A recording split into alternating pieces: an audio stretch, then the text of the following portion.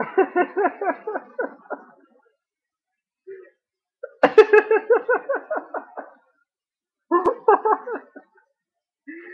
everybody, I'm the Small Town Critic. Oh God. You might be wondering why I'm laughing, but I'll explain a little bit. Oh God. Okay. If you're wondering why I haven't made any videos for a while, it's basically because I've been working my ass off. Never really got a lot of sleep. So been basically just been sleeping, and plus I know my audio is complete crap. Um, when I get enough money, I will definitely get myself a new mic. But I wanted to do this because, well, you know me, I'm I'm just a glutton for punishment. So yeah, Twilight Saga Breaking Dawn Part One review. Let's start. The first minute of the movie, you see the shirtless Jacob because he's pissed off at getting an invitation to their wedding. You can't you have to start off with shirtless Jacob, pretty much. Yeah, that's basically the first part, the first like minute of the movie. You see him storm off. He's mad, and then he's shirtless, and then werewolf. And that's yeah. And then the father, the father basically getting the invitation, and you could just see the look on the guy's face by him realizing that he has this abomination of a daughter who's going to go off and just leave him off and everything. You could just see that look in his face that he's just embarrassed to have this daughter. Ugh. So, and the mother's all happy, of course, what do you expect?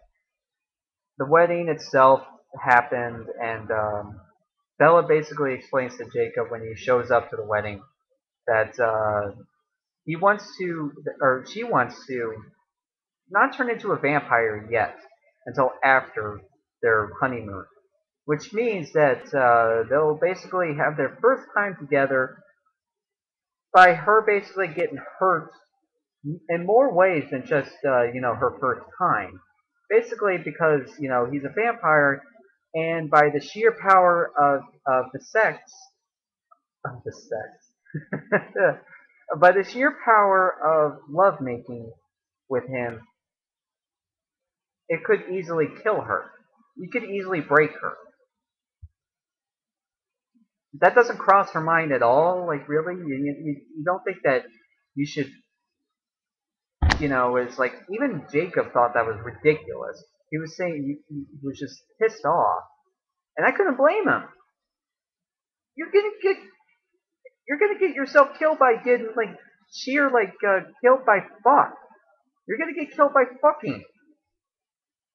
So anyway, like after, so they go to Rio, and then there's a ridiculous, like not needed point of them going to Rio because they're just going to go to an island that's outside of Rio. But they wanted to have this part where they walk through the streets of Rio, where there's a party going on, and then there's dancing and music everywhere. It's actually not. It's actually kind of like I actually like the Brazil country because of their sheer power of just having fun with it and everything. You could definitely tell they were having fun. But that scene was just completely pointless because they're just going to go to an island of their own place, and there's really no point to that scene. So yeah, the doctor has his own island, which he gives to them for their honeymoon. They now explain that the doctor has an island. They just pulled that out right out of their ass. So they're all nervous to have sex and everything, and then there's a montage. There are endless amounts of montages in this movie. There's a montage of Bella getting ready to have sex. There's a montage of them packing. There's a montage of her going through the birth, of like her getting all skinny and pale as shit. There's endless amounts of montage. There's like about 4 or 5, maybe, I don't know. So uh, they have their first time, and afterwards, she's all like, I just can't believe I just can't believe I had sex. And then like they show like the bruises that she has from like his power. Like there's like little hand marks right on there, bruises, and he's all like, "Oh my god, I can't believe I hurt you. I don't want. I'm sorry. You must hate me. I I had sex. I fucked you too good." That's pretty much all it says. He's saying that he fucked her too good. Uh, and So she was like, "No, I want it again. I want it again." And there's a montage of her. There's another montage of her trying to seduce him into having sex with her again. Like she's put on lingerie, everything. There's like, and she's even tried to flirt with him by playing chess. So he finally gives in by basically saying, "Okay, fine, you want it, fine. So I'll give it to you." They do it. The bed is broken again, and then she starts getting morning sickness, and she finds out that she's pregnant after like 2 weeks because the fetus is growing like fast, like very fast inside of her body, killing her. And then they go back to, and then they go back to Forks. And, it's like 2 weeks later. This movie like goes from like 2 weeks to another 2 weeks so fast I lost track of time. And Jacob finds out, he's pissed, and the wolf pack is saying that they want to kill the abomination. They want to kill Bella. They want to kill the baby. They want to kill the Cullens. I really don't care about it because they've been saying about it for so long. I just like just get it done and over with already. So I'm actually going to go into spoiler territory here. So if you haven't seen the movie yet, go ahead, stop it. If you don't care, that's fine. I don't care either. I'm spoiling this movie for you. So the baby is born. I mean, they had to basically do a C-section because she's like getting killed from the inside, and they don't show it, but they show like the baby, like Edward, like biting her stomach and opening it up to have the baby come out, and then you see the baby, and then Bella dies, and then Edward just stabs Bella in the heart with his venom that will turn her into a vampire instantly. But it doesn't work because they wanted to make it so suspenseful till the end of the film. So Jacob's pissed, and there's a part where he actually looks like he's getting ready to kill the baby because he's that pissed. And then the most infamous scene I will never ever forget. And I was talking to my girlfriend about this.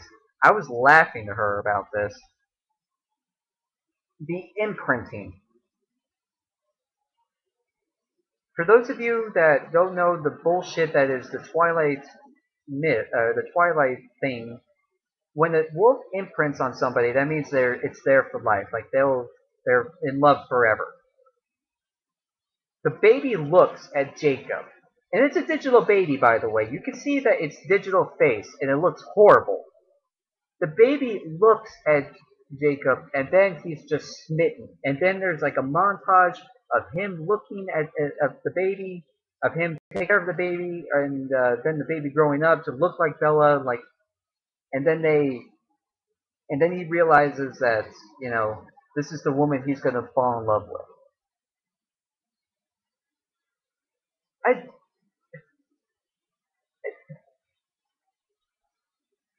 This is romance. This is romantic to the Twilight fans out there.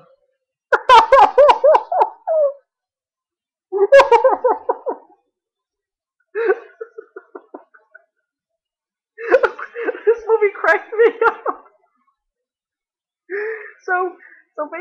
So, yeah, and the wolves are getting ready to attack the Collins, and then Jacob comes back and he says that you killed the baby, you killed me, and then Edward basically says that the wolf has imprinted my baby. They can't kill him because it's law. And he has no reaction to it at all. Like they're just like, oh, you imprinted on my baby, okay. So and then they get ready to, they're gonna bury Bella or whatever, and then you see the wounds getting healed up and everything, and you see like this montage of her having the memories from the last three movies into her head, and then it's all quiet, like nobody's talking, there's no music, and then her eyes open and it's red. End of the movie. End of the movie. And there's like a scene at during the credits where you see like the head vampires talking about like the clones added another baby, added another member to the family. It's nothing. I had nothing. It's so bad. It's just basically getting. It's just given away the plots of the second film that they're gonna try to maybe take the baby or take Bella. I don't care. Who gives a shit? This movie was horrible, but it was a kind of a funny horrible because of that imprinting scene. Because I was because my girlfriend saw this before I did. She went to the midnight release. I was working, so I couldn't really go. And she didn't talk about that, but I when I saw that for myself, I was laughing.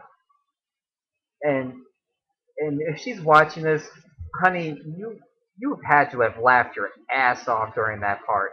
You had to. That was freaking hilarious. I was like, this is romantic. This is romance for the Twilight fans out there. This is romantic. It's like in Twilight World, none rules apply. It's all romantic. Even you falling in love with the baby, that's romantic. It's all part of the world. We could just live with it. God, this movie should have ended, but we got another movie. But this movie broke me. I've broken my sanity now because of this movie, because of that scene alone. The rest of the movie is so bad. Bella's still a bitch.